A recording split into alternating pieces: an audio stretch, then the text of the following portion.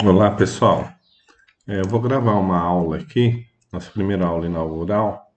Vou deixar gravado para vocês, depois vocês assistam às aulas e deixem as dúvidas. E na próxima sexta-feira, no mesmo horário, às 14 horas, eu vou estar ao vivo aqui disponível para tirar dúvidas.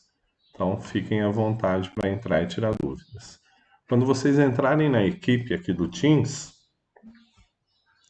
vocês vão ter na aba de arquivos, se vocês clicarem aqui na aba de arquivos, voltem aqui no Raiz, nos documentos, vai ter uma pasta Química Professor Júlio. Nessa pasta, vocês têm 4 volumes de apostila do Me Salve, que é um cursinho online de internet, para quem tiver interesse em aprimorar os conhecimentos aí, se preparar melhor para os vestibulares, é uma opção de cursinho. Faz na opção mais barata lá, que se eu não me engano é R$ 29, R$ 29,90, se eu não me engano, não sei se mudou. E você consegue assistir aulas de outras disciplinas. Eu vou usar esse material, porque esse material tem bastante conteúdo para vocês. Então ele tem todo o conteúdo do ensino médio, e aí tem conteúdo mesmo, né? Não é só exercício, para vocês estudarem, e inclusive no final de cada conteúdo aqui, de cada tópico, ele traz alguns exercícios para vocês resolverem e tirarem dúvidas. Eu vou deixar algumas listas também fora esse material, tá? Então a gente tem o material aqui, ele começa com substância e vai até, nesse primeiro volume, até ácidos e bases, que é funções inorgânicas, que cai bastante no Provão Paulista, que é por onde a gente vai começar essas aulas. O Provão Paulista, ele ele trouxe, né? Aqui eu abri a prova do Provão Paulista. Ele trouxe no ano passado, na prova do terceiro, questões relacionadas à orgânica e também as funções inorgânicas. Então, essa 41 é de orgânica, 42 é uma função de ligações covalentes e iônicas, né, que ele fala um pouco sobre polaridade. Depois eu tenho uma questão aqui de sal também, que é funções inorgânicas, outra de iônica e reação de neutralização, que também está lá em função inorgânica. Depois a gente tem uma de função orgânica aqui desse lado, uma outra que traz orgânica com pH, né, que também é inorgânico, que trabalha a parte de ácidos e bases. É uma questão, a questão 47, que é voltada para a área de bioquímica. Depois a gente tem mais uma questão de orgânica, de funções inorgânicas aqui na 48. Então, a maioria das questões trata o tema ou de química orgânica ou de funções inorgânicas, com poucas variações aí. Só essa aqui que está um pouco fora, que trabalha a parte de ligações e vai trabalhar a polaridade de molécula, né? Moléculas polares e apolares. Então, qual que é a ideia da nossa aula aqui? A ideia da nossa aula é a gente trabalhar algumas questões durante o período de aula. Um período de 1 hora, para não ficar muito cansativo, porque vocês já têm uma carga horária bem extensa aí, então no período de 1 hora, e o horário que eu vou poder atendê-los vai ser esse horário das 14 horas na sexta-feira, que é o horário que eu tenho um pouco mais de tranquilidade e posso atendê-los melhor. Então, vamos lá. Eu vou para a primeira questão. Eu separei aquela primeira questão. Então, a gente tem essa primeira questão aqui. É uma questão de orgânica, onde ele fala aqui que o resver, resveratrol é um composto encontrado nas uvas e muito usado devido aos seus benefícios a saúde humana. Esse composto pode existir em duas formas de isômero, cis e trans. Então ele está falando de isomeria cis-trans aqui. A isomeria geométrica é da parte de isomeria de orgânica e da parte de isomeria é a isomeria geométrica. Aí ele fala cuja conversão pode ocorrer na presença da radiação aqui da luz ultravioleta. A imagem a seguir representa a estrutura da molécula de um dos isômeros do resveratrol. Considere as esferas escuras lá embaixo, né, como carbono, as esferas claras, os átomos de hidrogênio, que são os brancos aqui embaixo no desenho, e as vermelhas são oxigênio. Então ele me dá aqui as estruturas, aqui em cima eu tenho uma estrutural e aqui em cima eu tenho um modelo de esfera e vareta. Aí ele pergunta: a principal diferença nas estruturas das moléculas do cis e do trans, desse composto, está contida na região da molécula designada na imagem com o número. Aí ele separa a molécula aqui, os átomos, né? 3 carbonos, mais 3, mais 2 carbonos no meio, depois 3 e 3. Ele faz uma simetria da molécula e diz. Ele quer saber onde está a maior diferença, né? A principal diferença da molécula. Quando a gente fala de isomeria, cis e trans, né, então vamos só retomar aqui primeiro. Ó. Então, qual que é o tema que a gente está estudando aqui? A gente está estudando química orgânica e o assunto aqui é isomeria geométrica. Bom, vamos por partes que eu acho que algumas turmas ainda não tiveram esse tema, né? O que é isômero? Isômero, ou a gente fala isômero, mas a isomeria é o efeito, né, na molécula. Isômero é quando eu tenho uma fórmula molecular, capaz de produzir capaz de produzir mais de uma fórmula estrutural.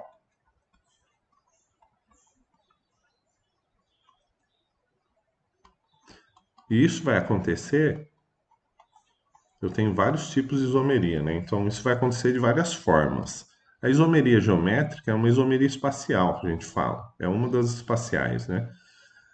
E a gente tem isomerias planas também, mas eu vou dar um exemplo comum de isômero, só para vocês entenderem primeiro o que é o isômero, né? Depois a gente vai trabalhar. Aí a gente vai trabalhar outras coisas, né? Mas o que é o isômero? Vamos supor, eu tenho uma fórmula do etanol, C2H5OH, ou C2H6O. Pode ser escrito dessa forma também. Essa é a fórmula molecular. Quando eu monto a estrutural com 2 carbonos, se tiver o OH, né, que é a primeira, o OH vai estar separado e eu vou ter carbonos ligados, hidrogênios ligados ao carbono. 5 hidrogênios, 2 carbonos, então com esse aqui dá 6, tem a fórmula do etanol. Então, na estrutural, isso daqui é uma função álcool. Depois, nessa mesma fórmula, eu posso ter uma outra estrutura. Esses carbonos podem estar separados por um oxigênio numa cadeia heterogênea, coisa que vocês já viram. Aqui eu tenho um éter, é uma outra função orgânica, um éter dimetílico.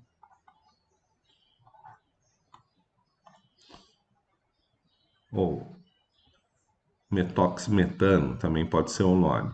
A gente ainda não chegou nisso, eu não vou entrar muito em detalhe de nome, tá? Mas só para vocês entenderem o que é o isômero. Eu tenho uma fórmula e essa fórmula produz pelo menos duas estruturas diferentes. Quando eu aumento o número de carbono, eu aumento o número de estruturas. né? Então, se tivesse 3 carbonos, eu teria mais estruturas. Se tivesse 4, teria mais ainda, e assim por diante, tá? Então, basicamente é isso. O isômero. Eu tenho uma fórmula molecular, essa fórmula molecular apresenta duas estruturas diferentes. Pelo menos duas. Posso ter mais, mas não menos, né? Eu tenho que ter pelo menos duas, tá? E aí, essa questão é de isomeria geométrica. Essa que eu o exemplo que eu dei para vocês é uma isomeria plana de função, que eu tenho uma função álcool e tenho uma função aldeído. Então, é um isômero de função ali, as duas estruturas, as duas estruturais. Na isomeria geométrica, aqui na geométrica, que é o caso da questão, o que a gente precisa? Na geométrica, eu tenho que ter uma dupla ligação. Eu tenho que ter uma insaturação que é uma dupla. Tá? Então, eu tenho ligantes, que eu vou chamar de A, de B, de X e de Y. Então, obrigatoriamente, eu tenho que ter uma dupla. Tem que ter isso daqui. E aí, eu vou ter variações, porque essa dupla aqui, ela não permite o giro nesse eixo aqui. Então, ela não permite que esse eixo gire. Ou seja, que esse Y e o X troquem de lugar e seja a mesma estrutura. Porque essa dupla impede esse giro. Então, quando eu tiver a variação, quando eu tiver essa variação aqui, o Y tiver em cima, o X embaixo, e eu tiver o A e o B, eu posso, mas você acabou de falar que não permite o giro. Não permite o giro, mas permite que esse composto exista, né? Que esse composto se forme também na reação. Mas é um outro composto. Esses compostos são diferentes por conta da posição do X e do Y, tá? Isso que a gente chama de isomeria cis e trans. Por isso que vamos lá, continuando aqui, ó. Deixa eu apagar tudo que é mais fácil. Vamos voltar aqui. Ó, se eu tenho a dupla, eu posso ter isomeria X e trans. Vou ter obrigatoriamente? Não obrigatoriamente. Eu preciso verificar uma coisa. O que eu tenho que verificar? Eu tenho que verificar que A tem que ser diferente de B, obrigatoriamente. E que X tem que ser diferente de Y. Se eu tiver essas duas condições, eu tenho a isomeria geométrica aqui. A isomeria que a gente chama de cis, do composto cis e trans. Tá? Então, vou dar um exemplo embaixo de composto cis e trans. Vou pôr aqui embaixo, ó. Vamos imaginar que eu tenha hidrogênio, e aqui também hidrogênio, e aqui eu tenha um CH3 e do outro lado também tem um CH3. Ó, A é diferente de B. E aqui X é diferente de Y. Então atendi a condição. Então eu tenho isomeria. Nesse caso, eu vou ter um outro composto. Qual que é o segundo composto? O segundo composto é com um dos grupos invertidos. Então, o segundo composto vai ser esse. E aí a gente vai para a isomeria cis e trans. O que é a isomeria cis e trans? Eu traço um plano imaginário, e aí eu tenho um plano A e um plano B. Se eu tiver os mesmos ligantes no plano, do mesmo lado, eu tenho um composto cis. Cis o que aqui, ó? Tem um, dois, três, quatro carbonos. Tem uma dupla entre o 2 e o 3. É o cis 2, o que? Buteno.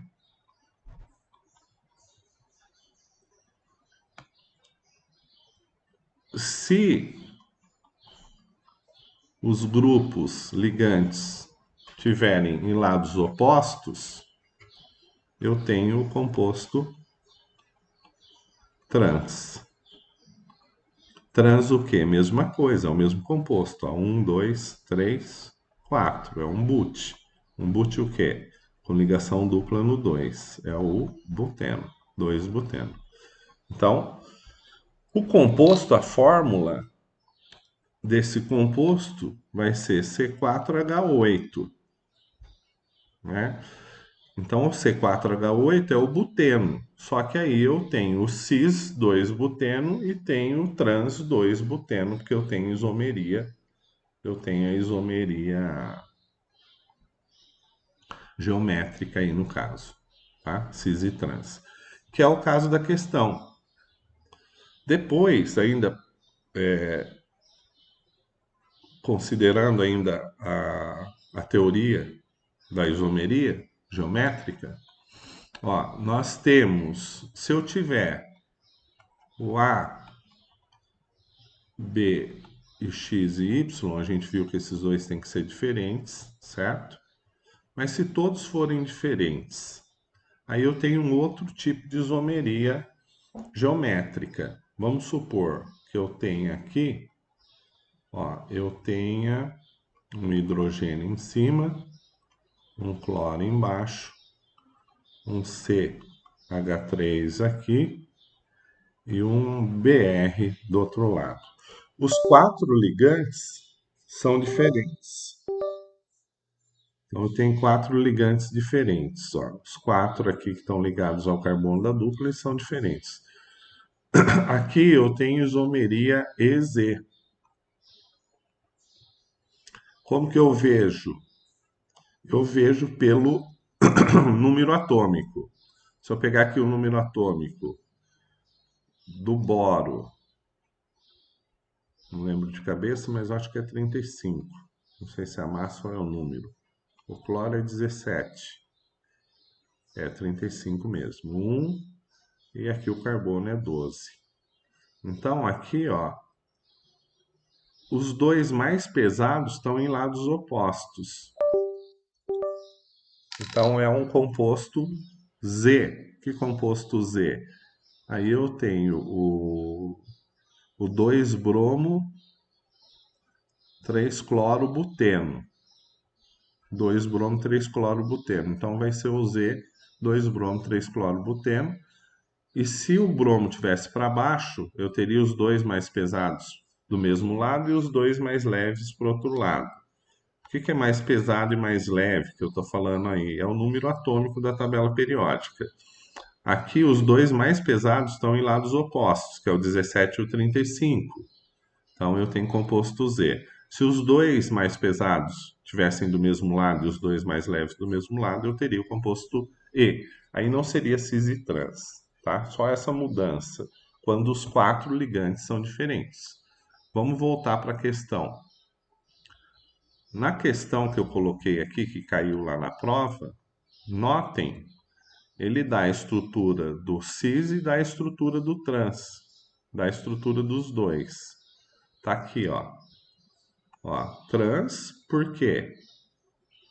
Ó, os ligantes diferentes estão em lados opostos do plano, ó. Eu tenho um carbono com uma dupla ali. O carbono com a dupla está aqui. Os ligantes diferentes estão do mesmo lado do plano. E aí eu tenho ligantes iguais num plano e ligantes diferentes no outro. Cis e trans, tá? Os dois compostos. Então, o que que muda na isomeria cis e trans? O que que determina? É esse carbono, dupla carbono, no meio. Né? Então, esse que vai determinar a estrutura. Tem uma outra forma de isomeria geométrica que não acontece aqui. Né? Então, qual que é a outra forma? É uma forma em cadeia cíclica. Se eu tiver isômero geométrico em cadeia cíclica, vamos imaginar aqui, ó, eu tenho um ciclo propano. Posso ter isômero geométrico? Posso, porque aqui também esse eixo não gira. que eu falo eixo não gira? É diferente quando eu tenho só ligações simples, assim. Se essa ligação ela é simples, então esse eixo aqui tanto faz qualquer posição, porque esse carbono ele pode girar nesse eixo. Agora, quando ele está fazendo uma dupla ou está fazendo um ciclo, ele não consegue girar, ele vai ter posição fixa, ele não gira. Então aqui também, né, se A é diferente de B e se X é diferente de Y, eu vou ter isomeria geométrica. Então o plano eu vou traçar aqui, né? Esse é o plano dos dois aqui. Então se A e B forem diferentes, X e Y, que estão ligados ao mesmo carbono, também forem diferentes, eu tenho isomeria geométrica cis e trans nesse composto, tá? Se B e Y são iguais, cis. Ou se eu tiver ah, eles em planos diferentes, trans. Então, se eu tiver o mesmo ligante no mesmo plano, cis. Se eu tiver ligantes diferentes nos dois planos e atender essa condição de A diferente de B e X diferente de Y, eu tenho isomeria trans aqui também. Então poderia até ter acontecido. Aí você fala, poderia ter acontecido nesse composto? Sim. Onde? No anel aromático. Mas para ter isomeria no ciclo, a primeira condição é os ligantes têm que estar em carbonos paralelos. Aqui, né? O carbono que está um do lado do outro. Então aqui eu tenho, por exemplo, lá do outro lado, né? Vou fazer aquele composto do outro lado que tem a dupla aqui. Ele tem um OH lá em cima e tem um OH embaixo. E aqui eu tenho Hs. Não são ligantes paralelos. Então esse OH teria que estar aqui para eu comparar, tá? Para eu poder fazer essa comparação. E mesmo assim, como eu tenho duas duplas, eu não vou ter ligante por outro lado. Então, nesse caso, eu não vou ter isomeria geométrica. Eu teria que ter um ciclo alifático para ter isomeria geométrica para atender aquela condição de A diferente de B e de X diferente de Y. Aqui, então, qual que é a parte que determina o composto? É aqui no meio, é a parte 3. Né? Então, essa parte 3 é que determina onde está a C. Está o C aqui, o outro carbono e a dupla que vai determinar. Aqui, no caso, o composto que está na figura é o primeiro composto, que é o trans, né? Porque os hidrogênios estão em planos opostos. E o cis, aqui em cima, os hidrogênios estão no mesmo plano. Tá? Então, aqui, os hidrogênios estão no mesmo plano. Tá? Então, é isso. Esse tipo de questão vocês vão ter que estudar lá isomeria cis e trans para poder, teria que ter visto isso para poder resolver, né? E a alternativa aqui da resposta é a alternativa é a E, né? Que é na região da dupla, onde ele tem a maior diferença, é o que determina, né? A principal diferença na estrutura, tá? Porque se a gente analisar entre as estruturas também, eu não tenho diferença significativa, ó. Se eu olho as duas estruturas, todas elas, aqui a parte que está ligada ao carbono da dupla, ela é igual dos dois lados, só muda o lado.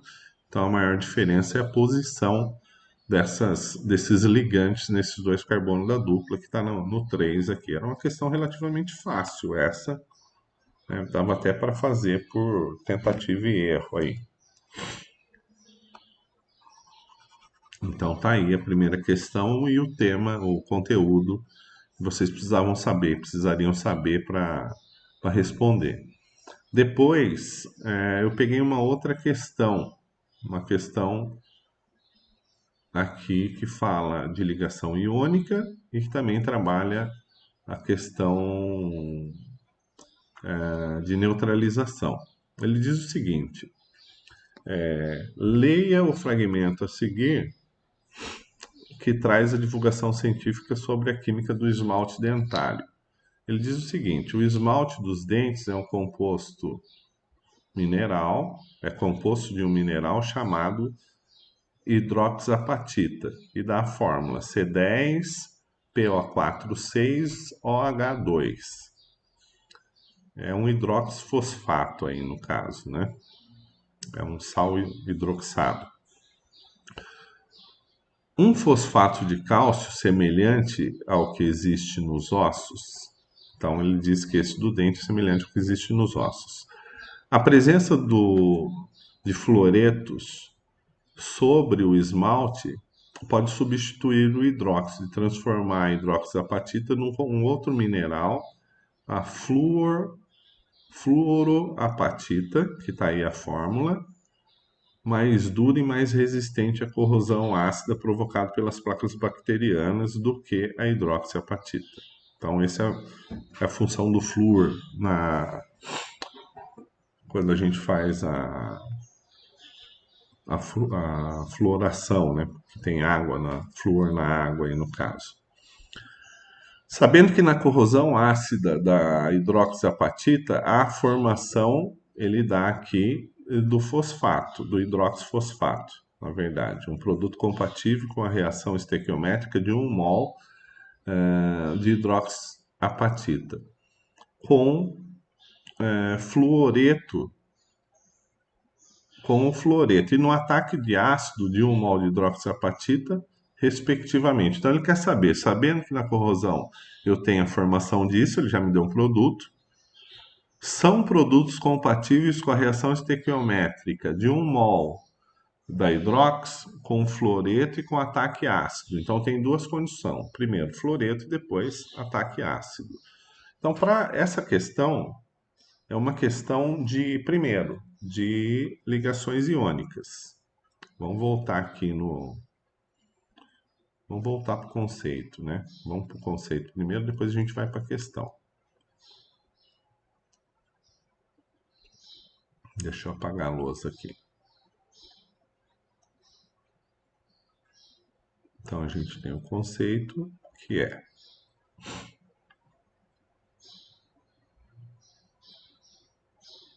ligação iônica. Não sei se vocês se lembram, ligação iônica é a ligação que acontece entre metais e não metais. E ela acontece por formação de íon. Então, qual que é a característica? Deixa eu aumentar a lousa aqui no tamanho de 100%. Qual que é a característica da ligação iônica? Então, vamos lá, ó. Ligação iônica.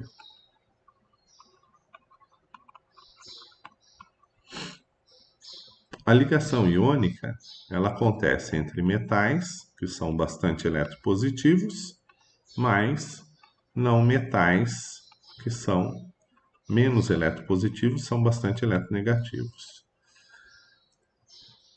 Aqui eu tenho formação de cátion mais ânions. Formação de ânions. São íons. Íon de carga positiva e íon de carga negativa. Aqui, para formar cátion, o metal perde elétron, perde quanto? Tudo que tem na última camada. E o não metal ganha. Ganha elétron. Ganha quantos? Ganha até completar 8, seguindo a teoria do octeto, que a substância, a maioria dos elementos químicos, quando formam substância, se estabilizam com 8 elétrons na camada de valência. Então aqui eu tenho uma ligação que a gente chama de dipolo definido, né? Eu sei quem é o positivo, sei quem é o negativo. Então toda vez que eu tiver metal e não metal, eu tenho um composto iônico. E toda vez que eu tiver um composto iônico, que eu tiver a formação de uma substância iônica, eu vou ter alguém que faz o papel de positivo e alguém que faz o papel de negativo.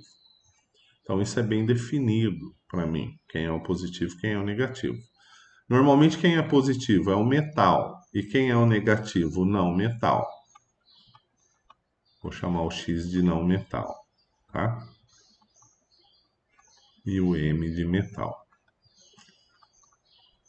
Então, a primeira coisa que eu tenho que saber é: tem metal e não metal? Tem ligação iônica. Com raras exceções, né? A gente tem duas exceções lá. Na maioria dos casos, a gente vai ter a ligação iônica. Então, a primeira definição, tem metal e não metal, é iônico, então vou ter íon positivo, que é o cátion, e vou ter íon negativo, que é o ânion, tá? Então, isso, definição de ligação iônica. Depois, a gente vai em reações de ácido e base, que ele cita ali.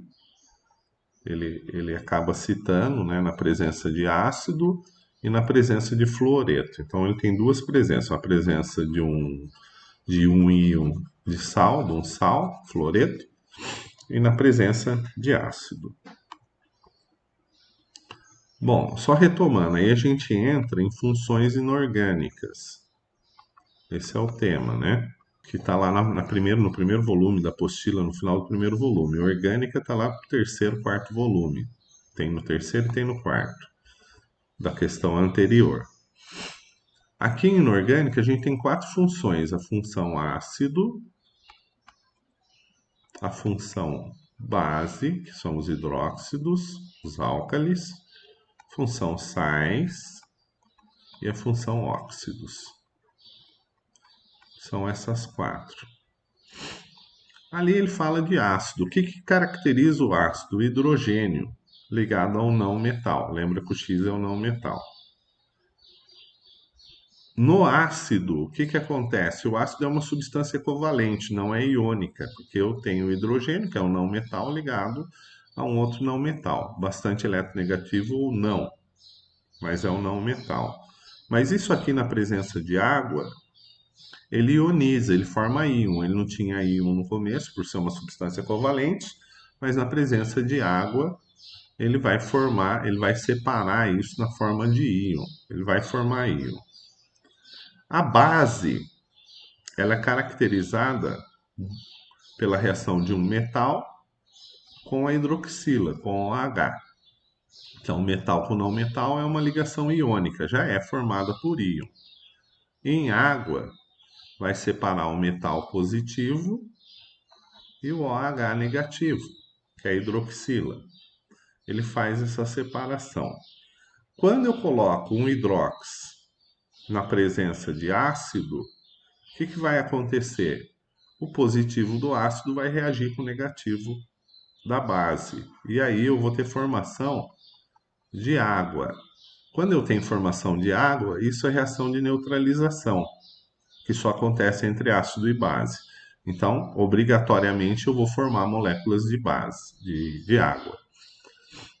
E a relação estequiométrica, ela é sempre uma de H+ para uma de OH-.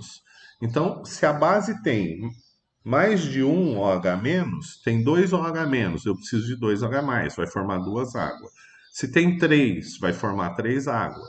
E assim por diante. Então, essa é uma forma de ver lá a questão, tá? A outra forma é, toda vez que eu reajo um ácido e uma base, eu formo água, que está aqui, que é o produto da neutralização. Então, se eu reagir isso daqui, reagir o ácido e a base, eu formo água e formo um sal, que é correspondente do metal positivo e o não metal negativo. E se for ao contrário? E se eu tiver uma base, deixa eu colocar isso embaixo, que é a segunda questão lá, né? A segunda possibilidade da questão. E se eu tiver uma base que reage com um sal? O que eu tenho aqui na frente? A base que reage com o sal. Eu vou ter um hidróxido também, vou colocar aqui, ó. Se eu tivesse o MOH reagindo com MX.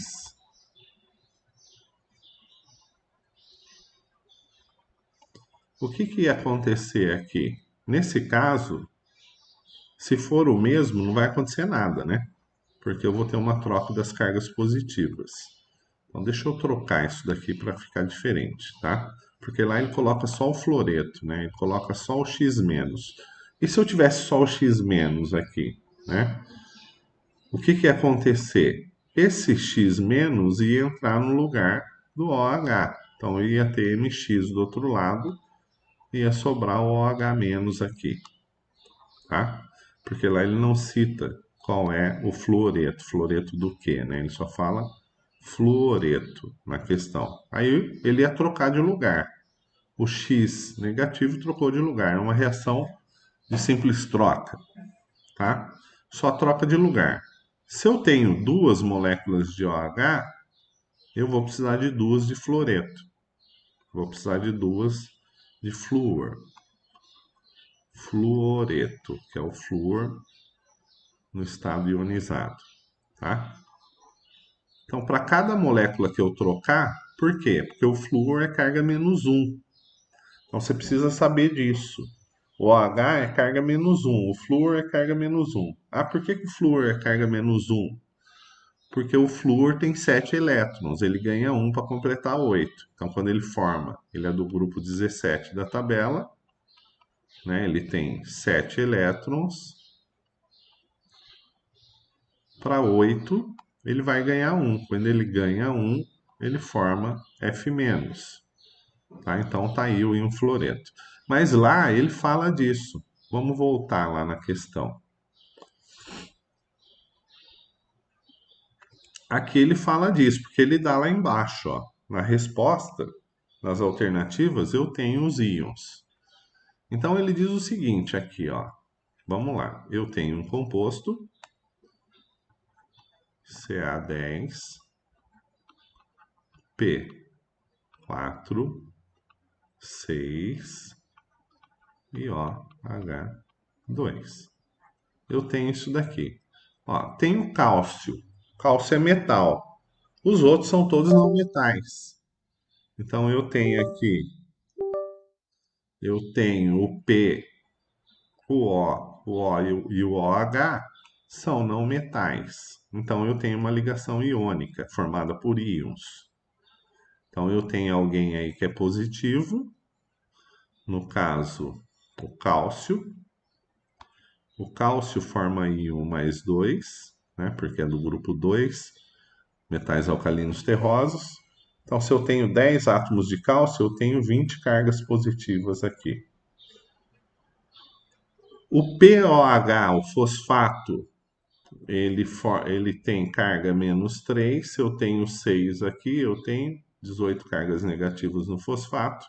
E o OH tem carga menos 1. Se eu tenho 2, eu tenho duas cargas negativas. Quando eu somo tudo isso, zero. Eu zero as cargas para ser uma substância. Aí lá na questão ele diz obrigatoriamente que formou o fosfato, o hidroxifosfato, na verdade, né? Aqui, vamos pegar lá, vamos pegar a formação. Ó, HPO4,2. Então formou isso daqui, ó, HPO4 menos 2. Quantas moléculas? Eu tenho 6PO4, então provavelmente formou 6 moléculas aqui de HPO4. De cálcio, 10 moléculas de Ca mais 2. E aí eu tenho duas situações, né?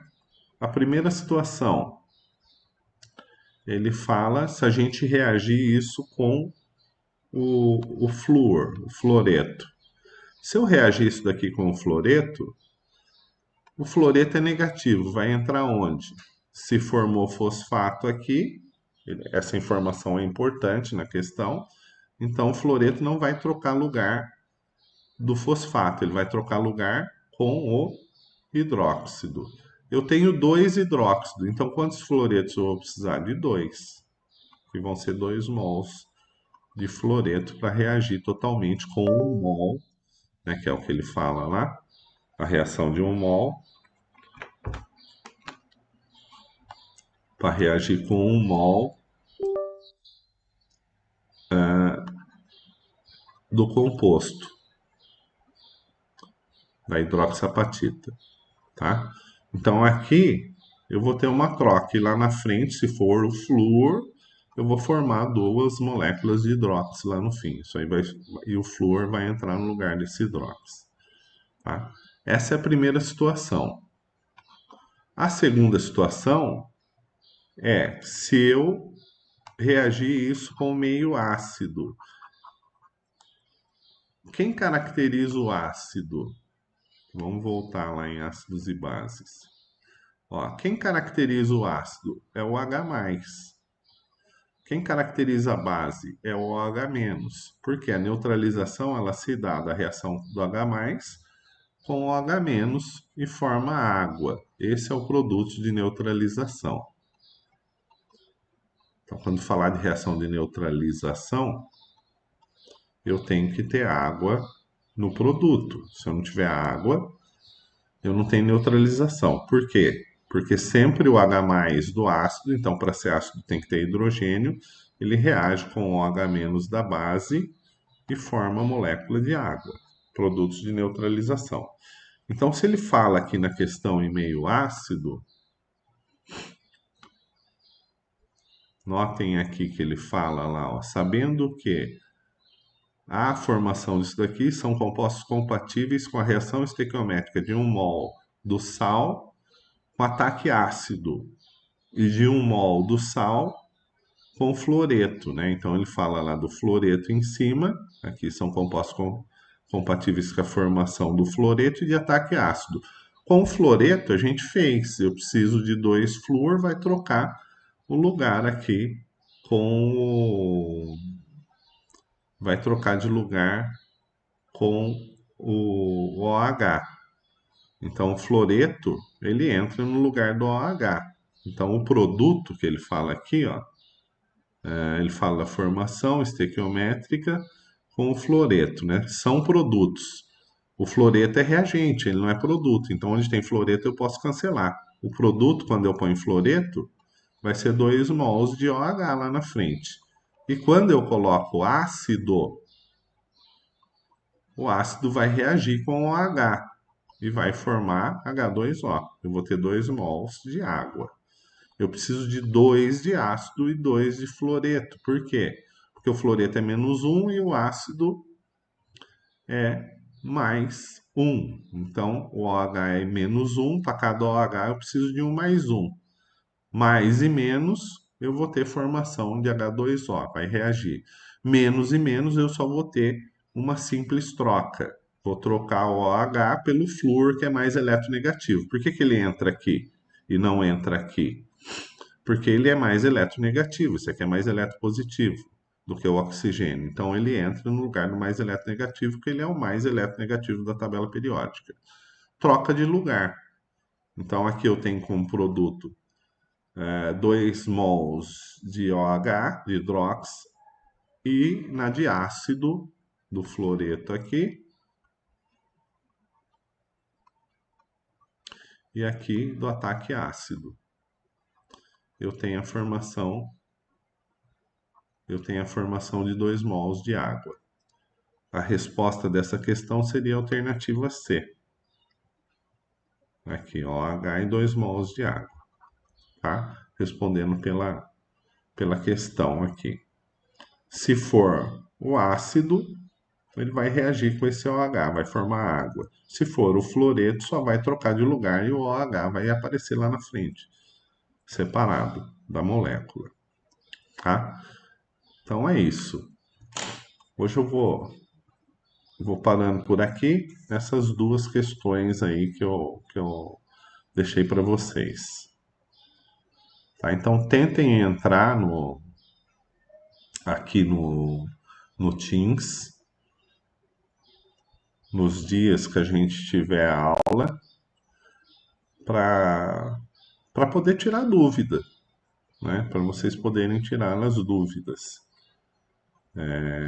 Aí a gente interage, tem uma aula mais produtiva, certo? Tá o Igor aí, quer falar alguma coisa, Igor?